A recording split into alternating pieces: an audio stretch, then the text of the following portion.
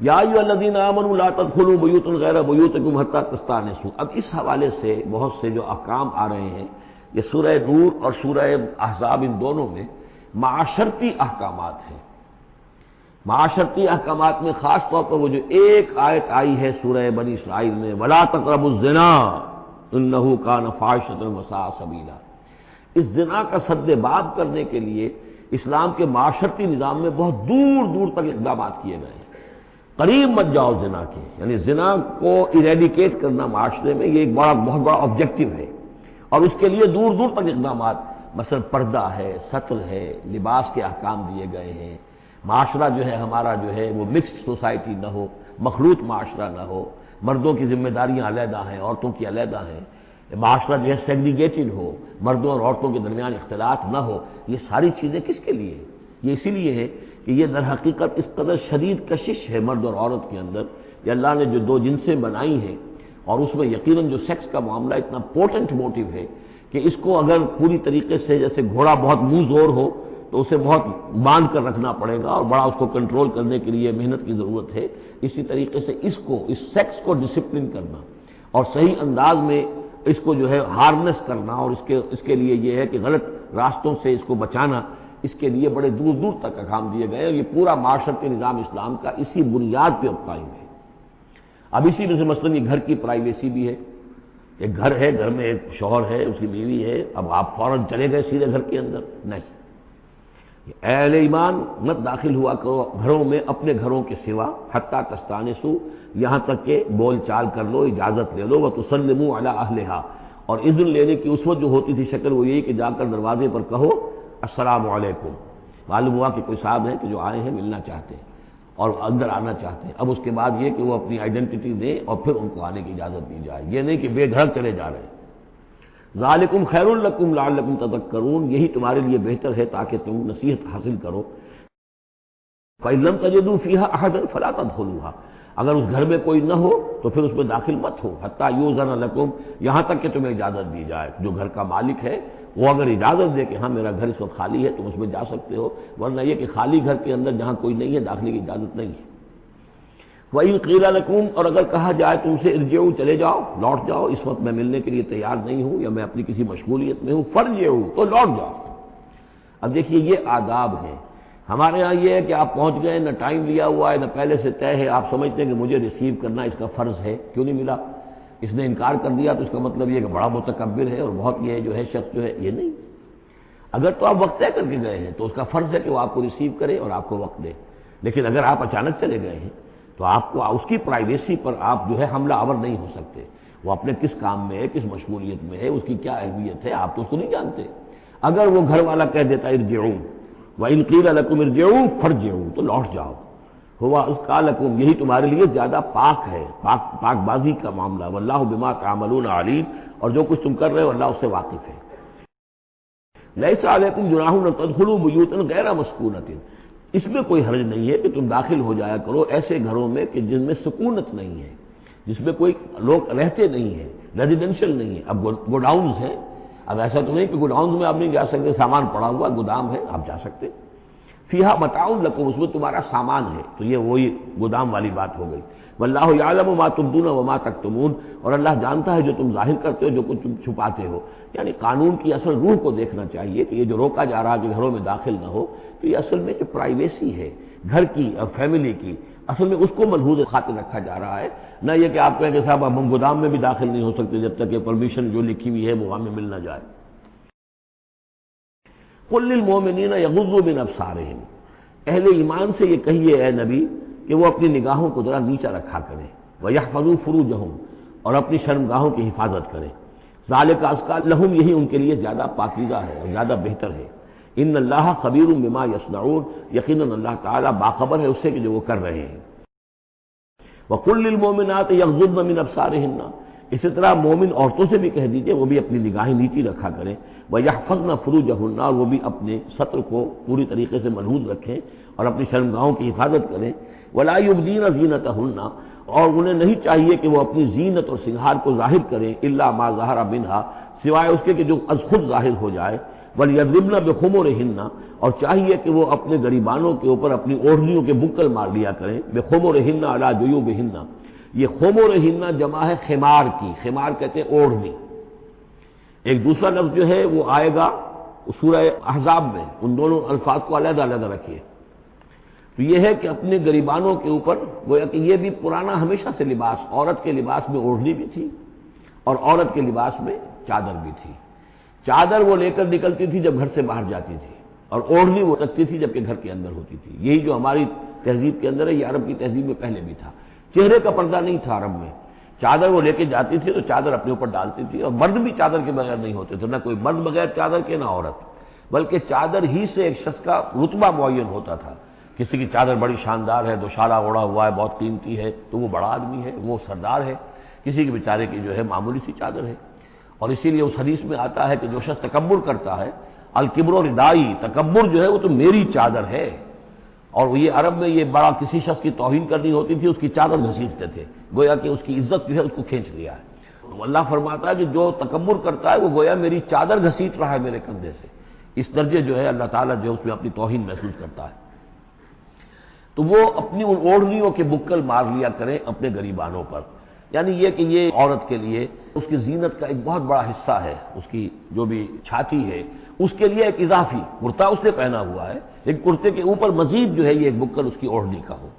وَلَا يُبْدِينَ زِينَتَهُنَّ، اس کے سینے کے اوپر یہ اضافی ہو جائے گا، وَلَا يُبْدِينَ زِينَتَهُنَّ، اور نہ وہ ظاہر کریں اپنی زینت کو۔ اب یہ ہے جو محرموں کی فہرست آ رہی ہے، جس کے سامنے عورت کھلے چہرے کے ساتھ آ سکتی ہے بلا حجاب۔ اور یہ اتنی طویل فہرست جو دی گئی ہے، آخر سوچنا چاہیے کہ اللہ تعالیٰ نے یوں ہی ایکسرسائز ان فیوٹیلٹی تو نہیں کی ہے۔ کیا فرق ہے اگر ایک عورت کے چہرے کا پردہ نہیں ہے، وہ باہر نکلتی ہے چادر لے کر، اور یہ کہ کسی اور کے ساتھ اس کا پردہ چہرے کا نہیں ہے، تو پھر یہ پوری فہرست دینے کی ضرورت کیا ہے؟ میرے نزدیک چہرے کا پردہ اسلام کے اندر لازم ہے، اور اس چہرے کے پردے سے مستثنیٰ ہیں یہ لوگ۔ کون لوگ مستثنیٰ ہیں؟ الا لبعولتہن، ان کے شوہر نمبر ایک، او آبائہن، یا ان کے باپ، اور باپ سے مراد باپ، دادا، چچا، یہ سب چلیں گے۔ او آبائے بعولتہن، یا ان کے شوہروں کے باپ، او ابنائہن، یا ان کے اپنے بیٹے، او ابنائے بعولتہن، یا ان کے شوہروں کے بیٹے، یعنی ان کے شوہروں کی کسی اور بیوی سے اولاد ہے، بیٹے ہیں، تو وہ بھی محرم ہے، وہ نامحرم نہیں ہے۔ او اخوانہن، یا ان کے اپنے بھائی، او بنی اخوانہن، یا ان کے بھائیوں کے بیٹے، او بنی اخواتہن، یعنی یہ بھتیجے ہو گئے، او بنی اخواتہن، یا ان کے بھانجے، او نسائہن، یا ان کی عورتیں، اپنی عورتیں، جان پہچان کی عورتیں، عام عورتیں نہیں، نسائہن، او ما ملکت ایمانہن، یا یہ کہ جو ان کے غلام اور ان کی لونڈیاں ہیں۔ اکثر و بیشتر اہل سنت کے نزدیک یہاں مرد غلام مراد نہیں ہے بلکہ لونڈیاں مراد ہیں۔ اب التابعین غیر اولی الاربۃ، یا ایسے تابع لوگ جو کہ صرف خدمت گار ہیں، بعض اوقات ہوتا ہے خاندانی طور پر جو ہے وہ خدمت گار کرنے والے ہیں، باپ بھی کہیں ملازم تھا اسی گھر میں، اب اس کی اولاد بھی وہیں پر ہے، وہ بھی کام کر رہی ہے، بچپن سے وہیں پلے ہیں۔ ایسے لوگ ہوتے ہیں کہ جن کو واقعتاً پھر اس گھر کی خواتین سے اس طرح کا خیال کبھی نہیں آ سکتا کہ ان کے بارے میں وہ کوئی بری بات سوچے۔ ابھی تابعین غیر اولی الاربۃ، یا وہ تابع کہ جو کہ کوئی غرض نہیں رکھتے اس قسم کے معاملات سے، من الرجال، مردوں میں سے۔ اب الطفل الذین لم یظہروا علی عورات النساء، یا وہ لڑکے کہ جو ابھی عورتوں کے جو مخفی معاملات ہیں ان سے واقف ہی نہیں، ابھی وہ جنسی جو بھی باتیں ہیں ان سے واقف نہیں ہیں۔ ولا یضربن، یہ اب یہ فہرست مکمل ہو گئی، یہ ہیں محرم لوگ جن کے سامنے عورت بغیر چہرے کے پردے کے آ سکتی ہے۔ باقی یہ کہ زینت جو خود بخود ظاہر ہو جائے، اب ظاہر ہے کہ آپ نے چادر بھی لی ہوئی ہے، کسی خاتون نے برقع بھی اوڑھا ہوا ہے، لیکن اب کسی کا قد ہے، ماشاءاللہ وہ قد ایسا ہے، سر قد ہے کوئی خاتون، تو وہ کہاں چھپائے گی اس قد کو؟ وہ تو ظاہر ہو جائے گا۔ جسم متناسب ہے، اب وہ جسم تو ظاہر ہو جائے گا۔ اس اعتبار سے ما ظہر منہا کو لوگوں نے لے لیا چہرے کے لیے، یہ بالکل غلط ہے۔ چہرے کا تو پردہ میرے نزدیک لازم ہے، اور یہ کہ باقی یہ کہ ان کے سامنے چہرے کے سمیت عورت آ سکتی ہے۔ باقی عورت جو ہے اپنے بیٹے کے سامنے بھی سوائے 3 اعضاء کے اور نہیں کھول سکتی، اپنے بھائی کے سامنے بھی نہیں کھول سکتی۔ چہرہ، یہ ہاتھ پونچوں سے نیچے، اور پیر ٹخنوں سے نیچے، یہ جو 3 اعضاء ہیں یہ وہ ہیں کہ جو عورت کھلے رکھ سکتی ہے۔ اپنے وہ بیٹے کے سامنے بھی، بھائی کے سامنے بھی، اور جو بھی رشتے گرائے گئے ہیں، لیکن یہ کہ اس سے آگے پھر جو ہے معاملہ وہ پھر شوہر کا ہے، اس سے آگے یعنی لباس کا معاملہ جو ہے جس سے کہ عورت جو ہے وہ آزاد ہوگی، وہ صرف شوہر کے لیے۔ وَلَا يَضْرِبْنَ بِأَرْجُلِهِنَّ لِيُعْلَمَ مَا يُخْفِينَ مِنْ زِينَتِهِنَّ، اور نہ یہ ایسا ہو کہ وہ اپنے پاؤں مار کر چلیں، کوئی زیور جو ہے پاؤں میں پہنا ہوا اس کی جھنکار ہو تاکہ لوگوں جو ہے ادھر متوجہ ہو جائیں۔ لِيُعْلَمَ مَا يُخْفِينَ مِنْ زِينَتِهِنَّ، تاکہ لوگوں کے علم میں آ جائے کہ کیا انہوں نے چیز چھپائی ہوئی ہے اپنی زینت میں سے، کیا زیورات پہنے ہوئے ہیں۔ وَتُوبُوا إِلَى اللَّهِ جَمِيعًا أَيُّهَا الْمُؤْمِنُونَ، اور اے اہل ایمان سب کے سب مل کر اللہ کی جناب میں توبہ کرو، لَعَلَّكُمْ تُفْلِحُونَ، تاکہ تم فلاح پاؤ۔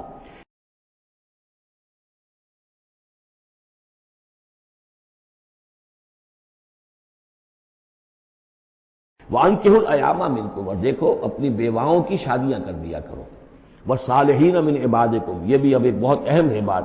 ہندوانہ ہمارا معاشرہ جو ہے وہ بیوہ کی شادی جو ہے وہ تو جائز بھی نہیں سمجھتا، یا بہت ہی یوں سمجھیے کہ اس کے نزدیک بہت ہی ناپسندیدہ بات ہے، اور ہمارے ہاں بھی یہ ہو گیا ہے۔ حالانکہ یہاں حکم ہے انکحوا الایام منکم، بیواؤں کی شادیاں کر دیا کرو۔ والصالحین من عبادکم و امائکم، اور تمہاری جو بانیاں ہوں، غلام ہوں، ان میں سے بھی جو سمجھدار ہوں، جن کے کردار کے بارے میں تمہیں اعتماد ہو، ان کی بھی شادیاں کر دیا کرو۔ ایک کی کنیز ہے، ایک کا غلام ہے، ان کی شادی ہو جائے۔ اب ظاہر بات ہے وہ کنیز جو ہے اپنے آقا کے، اب اس کے ساتھ وہ تمتع نہیں کر سکے گا، اس لیے کہ اس نے اجازت دے دی ہے کہ اس کی کنیز کی شادی ہو گئی ہے کسی غلام کے ساتھ۔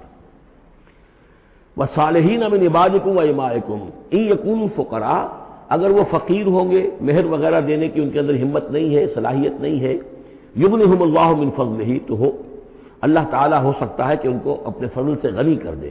واللہ واسع علیم، اللہ واسع بہت سمائی رکھنے والا، کشائش والا، کشادگی والا اور جاننے والا ہے۔ یعنی یہ بھی ہے کہ کسی وقت انسان سوچے کہ اگر میں شادی کروں گا تو وہ بھی اپنی قسمت ساتھ لے کر آئے گی، کیا پتہ کہ میرے اس وقت حالات جو ہیں اگر کچھ خراب بھی ہیں تو اللہ تعالیٰ اس کی قسمت سے، اس کے حوالے سے وہ اللہ تعالیٰ میرے لیے رزق کا دروازہ کھول دے۔ وَلْيَسْتَعْفِفِ الَّذِينَ لَا يَجِدُونَ نِكَاحًا، اور جو لوگ نکاح کی قدرت بالکل نہ رکھتے ہوں، شادی کر ہی نہ سکتے ہوں، کچھ بھی نہ ہو ان کے پاس، نہ کوئی گھر ہو جس میں کہ اپنی بیوی کو رکھ سکیں، نہ کوئی نان نفقے کا سامان ہو، نہ کوئی مہر دے سکیں۔ وَلْيَسْتَعْفِفْ، تو انہیں چاہیے کہ وہ اپنی عفت کی حفاظت کریں، پوری طریقے سے اپنے جنسی جذبے کو کنٹرول کریں۔ الَّذِينَ لَا يَجِدُونَ نِكَاحًا حَتَّىٰ يُغْنِيَهُمُ اللَّهُ مِنْ فَضْلِهِ، یہاں تک کہ اللہ تعالیٰ انہیں اپنے فضل سے غنی کر دے۔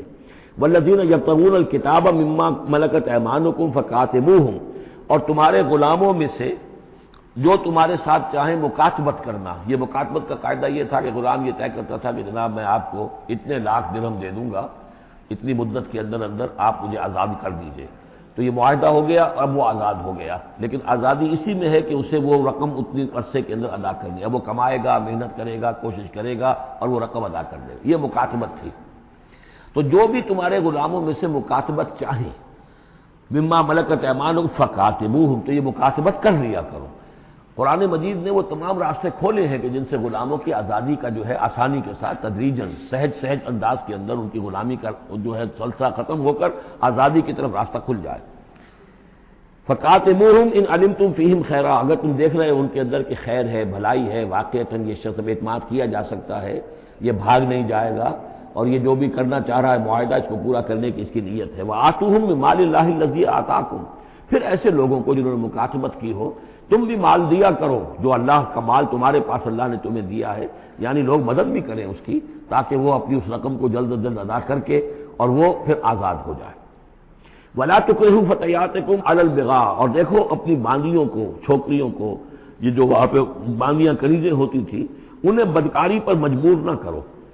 ان اردنا تحسنا، اگر وہ چاہیں کہ وہ پاک دامن رہیں، وہ کسی قلعے میں رہیں، اور ان سے چونکہ یہ بھی رواج وہاں تھا، ان باندیوں سے پھر وہ پیشہ کراتے تھے۔ اب یہ اصل میں اصلاح ہو رہی ہے اس معاشرے کی، اور اس کے اندر ان چیزوں کو رفتہ رفتہ روکا جا رہا ہے۔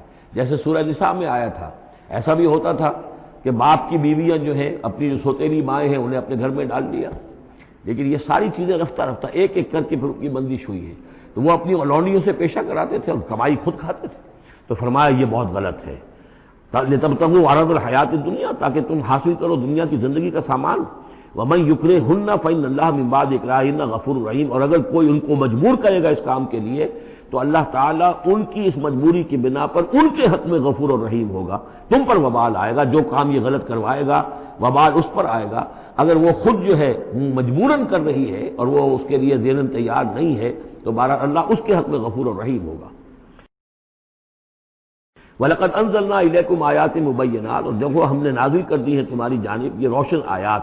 وَمَثَلًا مِّنَ الَّذِينَ خَلَوْا مِن قَبْلِكُمْ، اور وہ ساری باتیں بھی ہم نے بتا دی ہیں کہ جو ان لوگوں میں تھیں جو تم سے پہلے تھے.